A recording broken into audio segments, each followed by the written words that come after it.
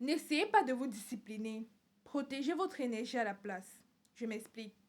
Quand j'étais au secondaire, plus précisément en cinquième année secondaire, oui, j'avais un camarade dans ma salle de classe avec qui je ne parlais pas vraiment beaucoup. Mais on avait l'habitude de sympathiser. Et à l'époque, quand je lui parlais, je me sentais vraiment vide à la fin de la conversation. À l'époque, je ne comprenais pas forcément. Je me disais que je me faisais des idées, que c'était moi le problème en fait. Mais très vite, ça devenait évident. Chaque fois que je parlais à ce garçon, je me sentais démotivée.